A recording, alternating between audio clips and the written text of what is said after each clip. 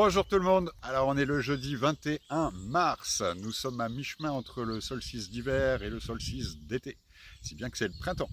Et il y a 3 mois pour le solstice d'hiver, j'étais en bivouac, pas très loin de Lamure sur Azergue, d'où je suis parti vendredi dernier. Et ce soir, je serai à nouveau en bivouac, qui sera sans doute un peu plus confortable que l'année dernière où je me suis un peu raté parce que je suis arrivé dans une ville qui était plus importante que ce que je supposais. La nuit est tombée, je ne pouvais plus continuer le chemin, si bien que je me suis installé dans un parc public et je n'ai pas installé ma tente de manière à rester discret, à ne pas être visible et à pouvoir moi-même être un peu aux aguets quand même, parce que il y a eu quelques rôdeurs, des bandes de jeunes, des trucs comme ça.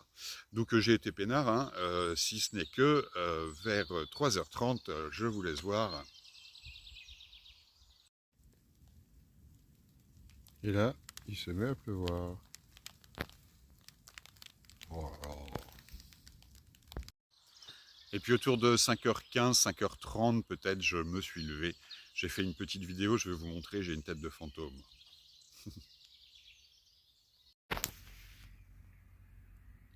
Bonjour tout le monde. Alors, nous sommes le jeudi 21 mars, c'est le printemps.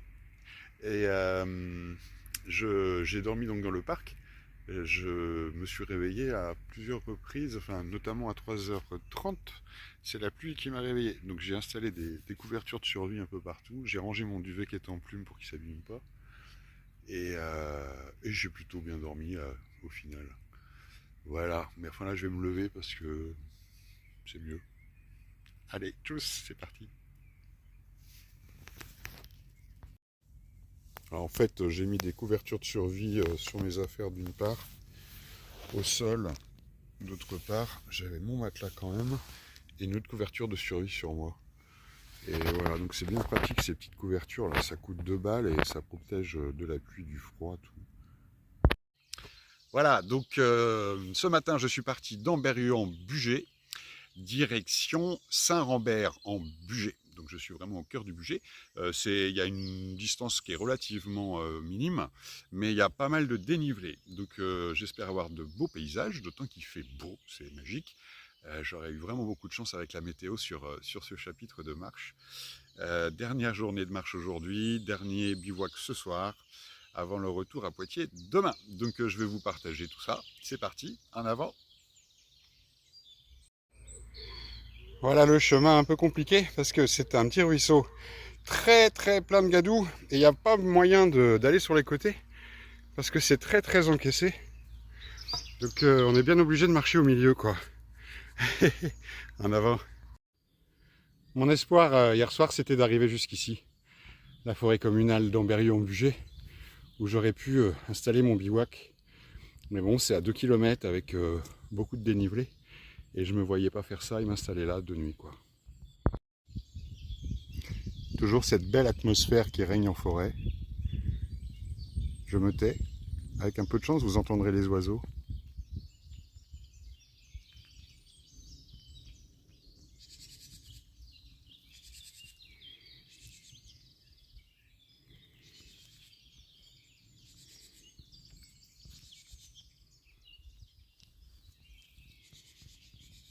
Et devant moi, le chemin noir que je suis.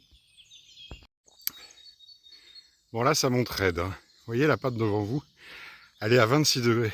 Mais en vidéo, on s'en rend pas compte. C'est connu, hein. Il y a un effet visuel, on se rend pas compte des dénivelés. Pourtant là, on est à 26 degrés. Changement d'altitude, changement de végétation, changement d'atmosphère.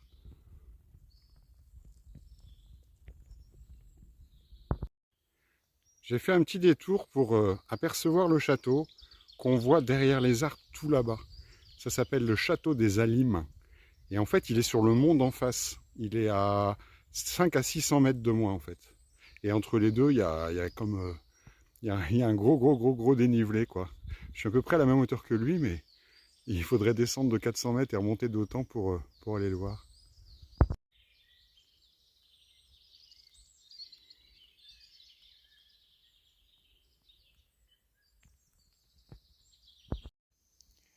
Pause déjeuner bien méritée. On fait s'aérer les pieds, sécher la couverture de survie et on va manger.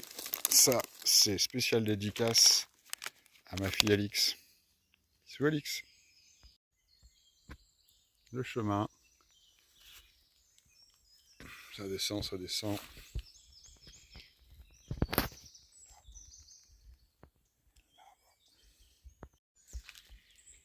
Ici, la nature est très sauvage. Les forêts ne sont ni exploitées ni entretenues. Tout comme les chemins d'ailleurs, ils ne sont pas entretenus. Il y a des arbres au milieu, un peu partout, etc. Ah ben voilà, il y a 30 secondes que je viens de dire qu'il y avait des arbres au milieu. Vous voyez, typiquement, ça donne ça. Alors dans le même temps, faut bien comprendre qu'ici, c'est pas un GR, c'est pas un chemin qui fait partie d'un circuit proposé, c'est un chemin qui doit être utilisé depuis des siècles. Hein. Simplement, il n'y a pas lieu de l'entretenir, peut-être du fait qu'il n'est pas prévu pour la randonnée, quoi, à la base. Ah, et puis ça continue derrière, il y en a d'autres là-bas. Voilà. Et donc la possibilité de contourner, ouais, toujours pareil, on ne se rend pas compte du relief. Mais vous voyez, si je le mets à l'horizontale, ça fait ça. Voilà, donc ça descend vraiment ici en fait. Donc c'est pour ça, par rapport au temps de marche, en rapport avec les kilomètres, ça dépend vraiment des terrains sur lesquels on se déplace, quoi.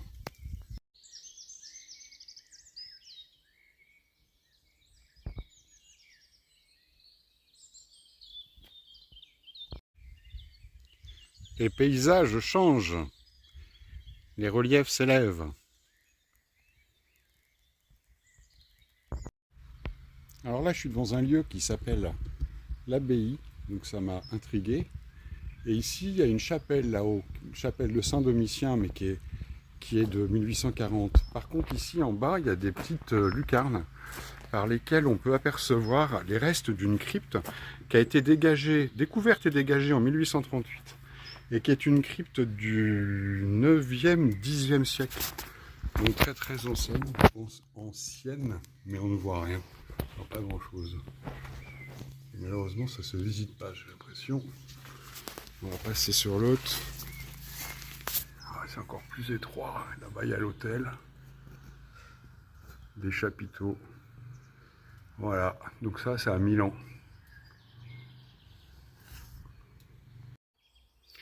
Bon, alors je viens de me présenter à l'abbaye tenue par la sœur de la Notre-Dame des Missions, quelque chose comme ça. Centre du Bon Accueil, mais pas de possibilité d'occuper une chambre, pas de possibilité de planter la tente. Donc le Bon Accueil, ce sera pour une autre fois. Alors voilà le terminus de ce chapitre. Saint-Rambert en Bugey, que l'on découvre juste après un virage. Paf, ça se dévoile d'un coup à vous. Il y a une église en bas, là je vais jeter un œil. Une rivière qui traverse. Et puis normalement il y a une gare. Ouais, elle est là-bas. Puisque je prends le train demain matin là-bas. Allons voir de plus près.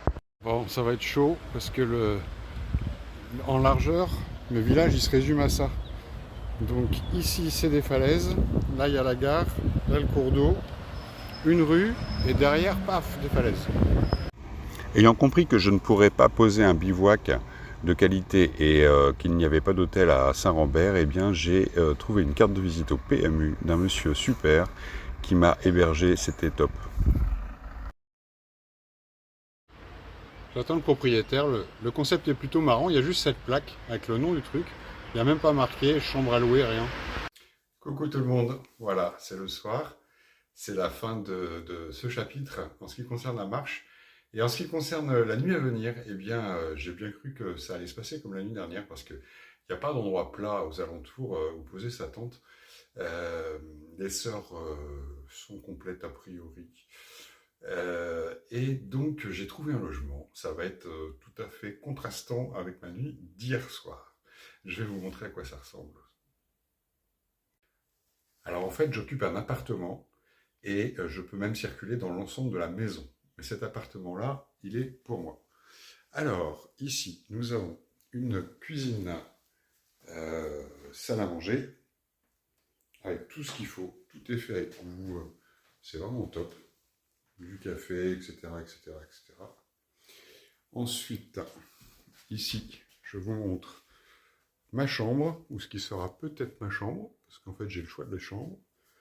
Donc voilà, donc pour l'instant je suis posé ici, avec la petite salle de bain attenante, pouf pouf pouf, voilà voilà, une douche à l'italienne, et ensuite on continue, parce que c'est pas fini. Voilà, là il y a un petit vestibule, là il y a une deuxième salle de bain, si j'ai envie de me laver 2 fois, je peux. Une pour le matin, une pour le soir. Ici, il y a une autre chambre. Si je préfère, je peux venir dormir là. Toc. Voilà, voilà. Alors, si vous êtes dans le coin, venez. Hein. J'ai de quoi vous loger. Hein. Regardez ça. Toc, toc, toc, toc. Il y a plein d'éléments de déco partout. Hop. Et ici, nous avons un petit salon, bibliothèque. C'est Joseph qui me reçoit. Joseph est catholique.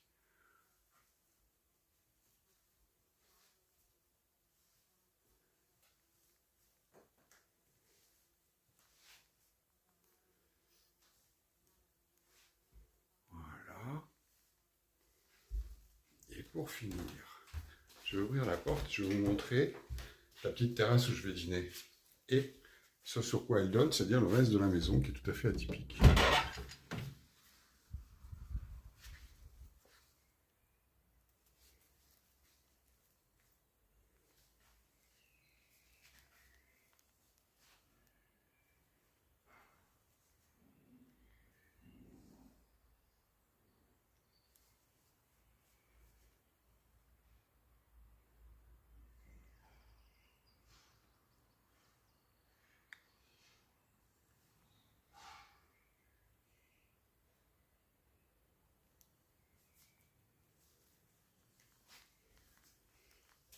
Voilà. Je n'ai pas voulu faire trop de bruit dans les parties communes. Alors, comme vous pouvez voir. Alors, pour finir, je loue ça 40 €. Je crois que j'ai passé une bonne nuit dans un vrai lit.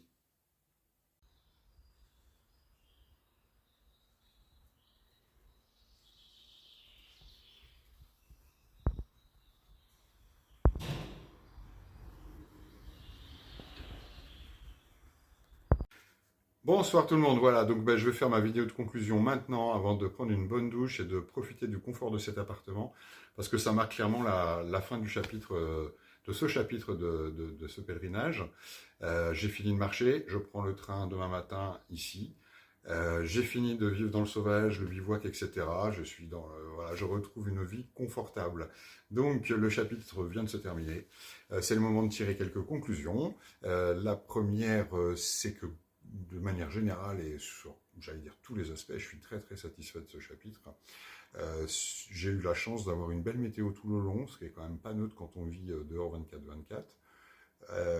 Ensuite, c'est la première fois que je marche aussi longtemps. Là, j'ai fait un chapitre de 7 jours, donc j'ai pu voir un petit peu ce que ça faisait. Il y a un palier à 3-4 jours. Une fois qu'on l'a passé, là, je pourrais continuer à marcher demain sans souci. Parce que je vais avoir des chapitres plus longs à l'avenir. Plus je vais aller loin, plus je vais marcher longtemps. Il y a comme une routine qui s'installe et ce qui est amusant, c'est de noter que les journées sont quand même très riches et ne se ressemblent pas du tout. Et même à l'intérieur d'une journée, quand vous êtes arrivé au soir et que vous repensez à des trucs qui vous sont arrivés le matin, vous dites « Waouh, mais ça semble loin ».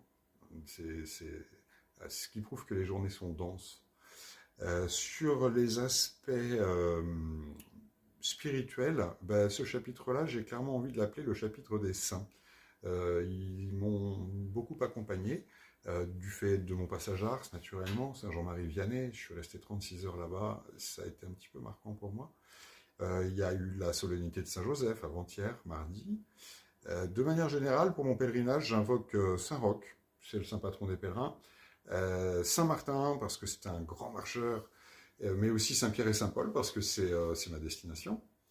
Je trouve que la présence des saints dans nos vies, c'est vraiment une chance et qu'il ne faut pas passer à côté.